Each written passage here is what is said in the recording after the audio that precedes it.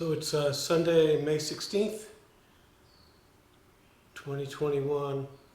I'm getting ready to do some acoustic work on this project.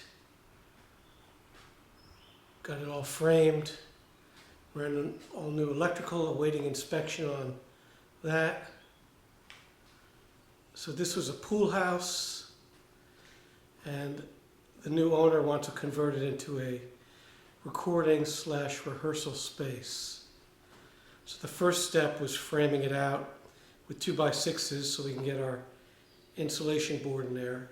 I'm going to use 703 board with an airspace. And then I'm going to make plugs for these windows today. That's the project. And I can do it today because there's no one else working over here. It's a Sunday. So you see this gas fireplace. I'm going to zoom in here a little. This is going to need to have a plug on it that we can take out when they're not rehearsing, so they can use this room as a TV room or man or woman cave or whatever they want to use it for. Same with these windows. They need to be removable, so I'm going to frame them out today and then start on the plugs. There's actually 3 windows. A small one over there, 2 large ones, very large. It's like a 6-footer. And then we got a bathroom here. We'll have to reinforce that door. The whole object is to keep the sound in. We're going to deaden it, and then so he doesn't disturb his neighbors. And then there's a shower room here that the owner was talking about making it into some sort of vocal booth. So that's another huge challenge. It's got tile. Right now it's a storage room. And then the biggest challenge is we have these giant glass doors. We'll close this. And so what we're going to do is get curtains made, 2 layers. We put an LVL up there. Hopefully you can see that. I'm going to zoom out here. So we floated this LVL, and then we're going to either motorize or have the curtains hanging. They're very heavy. They have chains in the bottom. Have to get these custom made, very thick. And hopefully 2 layers of that will help. He wants to keep these doors.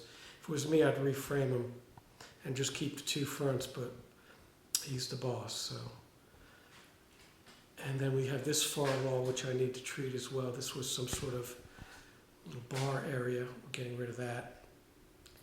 And so the first step is going to be, once it passes inspection, which I believe it will, electrical and framing, then I'll start to put this board in here. Put an amp rack in here, in the wall there. So that's going to stay. I think that's it. And then up here, we're going to have to plug that too. That's going to be a special challenge, figuring out how to do that. It's got a hard ceiling. I'm going to try to keep that ceiling. We're going to make the floor soft. It's got stone, like a slate floor. We can use area rugs for that. He wants floor boxes. We'll have to core drill this. That's going to be messy. Probably do that tomorrow. So this is our weakest wall right here. The fireplace and the windows going out to the road where his neighbors are. So that's the priority here. And then I got some real nice Douglas fir. And we T&G'd it. It's about impossible to find this stuff anymore. It's so expensive now. And got a bunch of this. So it's beautiful wood, very straight. And he's going to want to stain this. So anyway, that's what's going on. So we'll film again in a little while.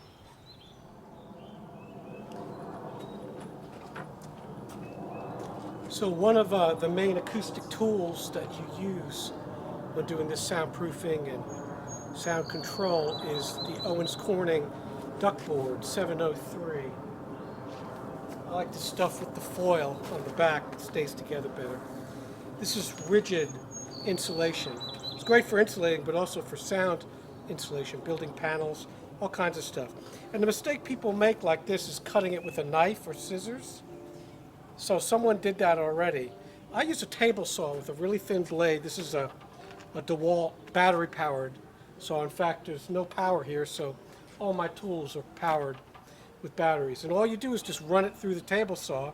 You have to do some cleaning up later, but that's the best way to cut this stuff. You can also use an electric steak knife.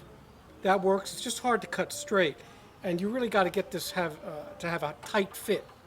That's the most important thing. So I'm doing under the windows now, so I'm going to cut a piece of 2.5 here. Always wear glasses and definitely a mask. I should probably put on long sleeves, but it's kind of hot here, so we'll see what happens.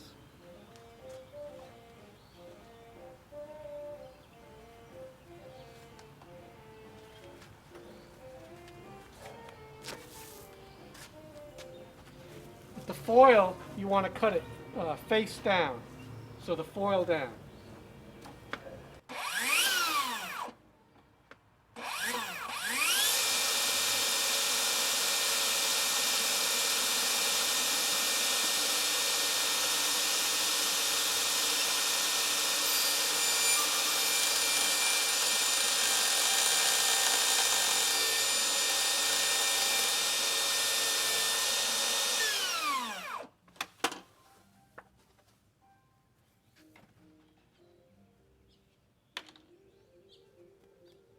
So if you do it like that, you have minimal dust.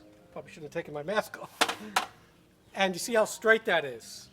Just perfect. So that's the way to do it. Really thin kerf table saw blade. Just pretty simple. Save you a ton of time. All right. So it's important when you do these windows to seal everything. This is your weakest part. Although we're going to have the plugs in there. The giant window plugs. You need to do this. So this is this piece I just cut.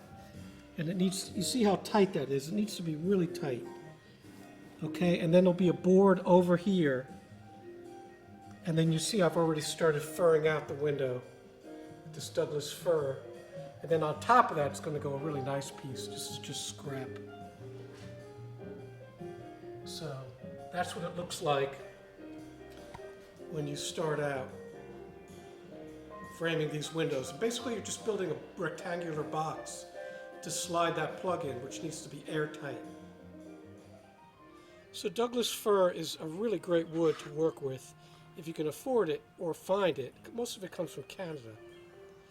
And I managed to find a whole bunch of this for this project, which was kind of a miracle. It was expensive, but I got about 600 square feet of it. Usually it's sold by the linear foot. So some of this fir, which is clear, no knots in other words. So if you don't want knots, this is the wood for you. But it has these little streaks here, these cracks you call them. You could either fill those or use this as construction wood. In other words, for framing out the window before you put the trim over it. So I'll show you over here. I picked this piece because of this. It's an imperfection. Again, you could fill that with a wood filler that you could mix with color and almost get it to disappear. But in this case, I think I'll have enough. So what I'll do is use this for the construction board. This stuff is super strong, way stronger and heavier than pine. The only thing that compares to it in a softwood is southern yellow pine. The only thing about fir is it's a brittle wood. So when you T and G it, you see here, this is tongue and grooved. So that's the tongue, and here's the groove. It tends to want to split. So you got to slow down your shaper or molder at a slow speed so it doesn't split. It's extremely hard. You see, stuff like this will happen. But as far as a clear wood that's strong, that's a softwood, and softwood's better to use than hardwood because if you look at it under a microscope, it actually has pores. So it won't reflect like oak or, you know, even walnut, some of the hardwoods. So this is a little more porous than that. And plus it's beautiful. So I love this wood. It's great for trim. but it is a little difficult to work with. You see how the burn is here on this sometimes. You can't really stop when you're running it through the molder because it'll do this. Although this is in the center of a tongue, a groove, so that won't be a problem. That'll be hidden. The other thing is you don't want to use V-groove. You want to do a straight groove. That way your wall is solid. I am going to build some diffusers for this room, so that'll take care of any kind of standing wave. So that's the Douglas fir that I highly recommend if you can find it. So I've finished framing out these windows. I used southern yellow pine because it ended up being a 1x10, which translates to about 9 1/4. I just had to fix some of these framing issues. So having a good planer, handheld planer, is really important for that, so you can get everything flushed up. And I made my first test of a plug. You see it there over this fireplace. That's going to be filled with Owen's 703 board, and it just comes out pretty easy, like that.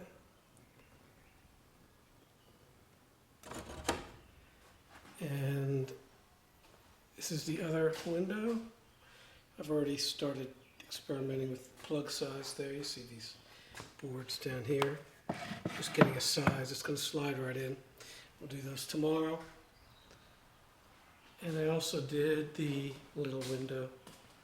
So we're all set to go. So tomorrow we're going to build these window plugs.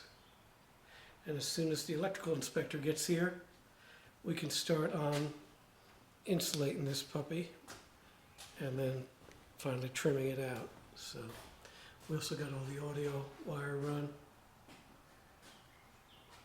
So this is all the wiring I got done. Everything's pretty much ready for inspection.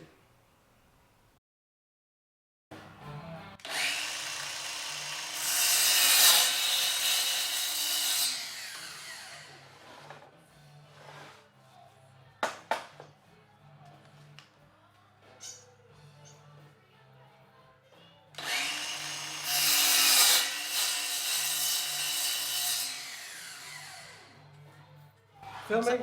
Yes. Oh, Gonna cool. talk? Let's this is the Pool House Soundproofing Project starring Yeah, Rick Dior. I already did a few videos. Oh. Well, my voice is better than yours. Ha! You should put that on your YouTube channel. Okay, stop it. All right, so here's where we are. We have the Douglas fir mostly up. The top part's going to be fabric. There. You see there's 2 layers of Owens Corning insulating board with this airspace in between. And I'm going to do 2 rows still of these Douglas fir.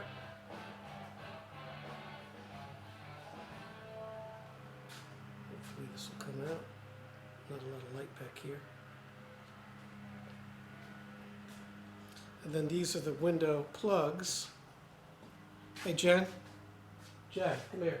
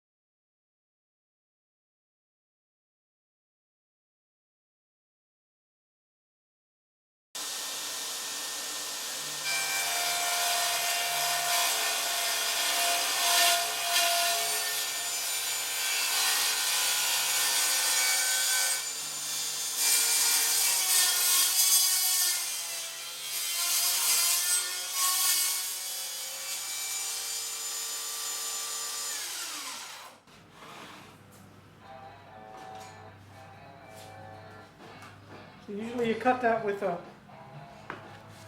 small saber saw, a jigsaw, but it's a lot straighter if you use a table saw. And then you finish it out.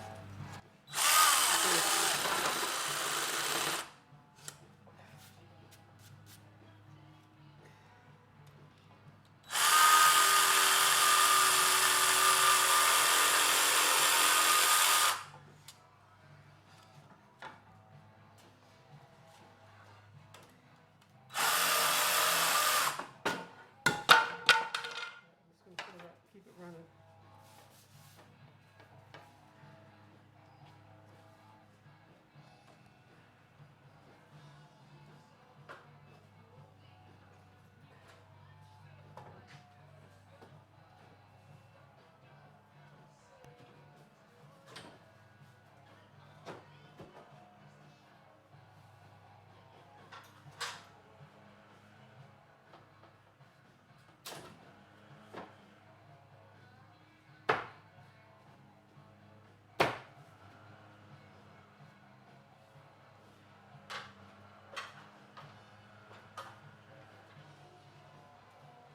So Douglas fir is it's a very brittle wood. It's like glass, and it tends to warp. And it's a hard softwood, so you have to kind of persuade it sometimes, as I'm going to show you.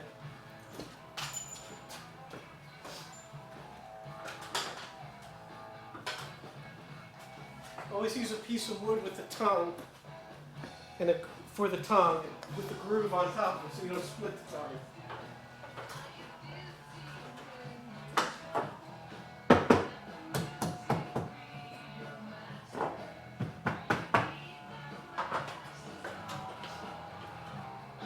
So this piece is warped, so we're going to straighten her out.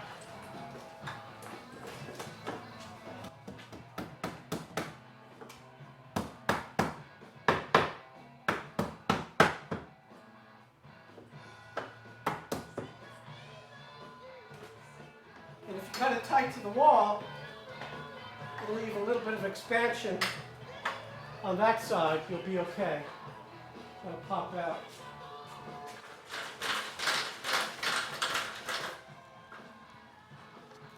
There you go. And then you have to face nail this, because if you try to nail it on the tongue, you'll split the wood. That's what happens with fir. And this is straight, so there's no V groove for this T&G panel. And there'll be a piece of wood right here that goes over that. So a piece of trim.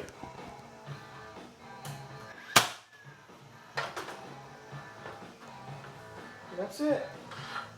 She's in. Pretty straight ahead. Oh, it looks good. That's the loud saw. That's why Rick has earplugs, so you have to yell if you're talking to him.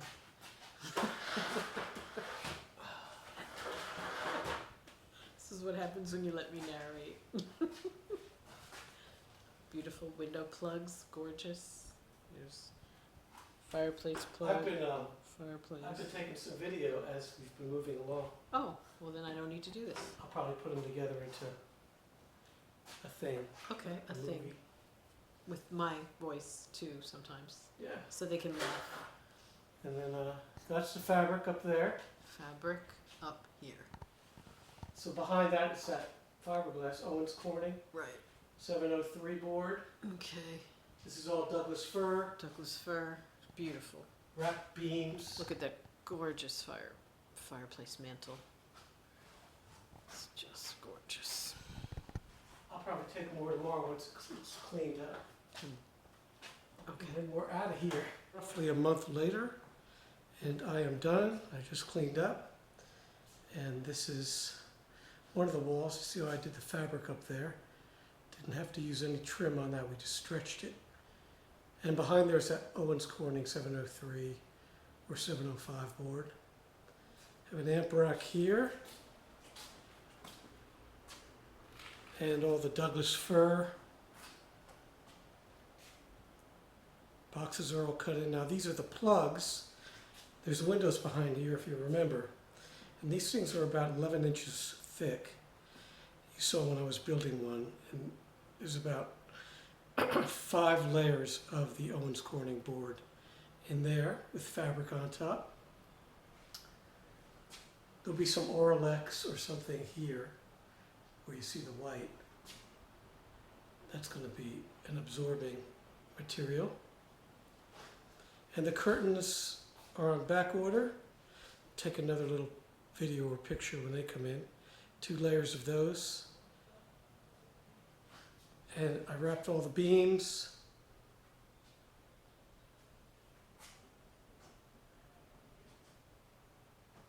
It's a little bit dark in here, so you may not be able to see. Those are all wrapped. And there's also, I built out the mantle for the fireplace because we built out the wall so much. And there's a plug now in the fireplace. Of course, all these plugs come out when they're not using the room to record or rehearse. And that mantle is cedar. It's unbelievable how expensive this Douglas fir and the cedar is now. It's actually $20 a linear foot, which is crazy. And you see the soft up there. And we're going to go wide screen here.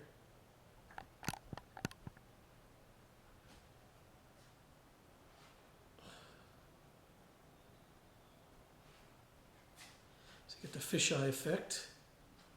And this wall here will be a diffuser that's being made. And that's what's going to go here.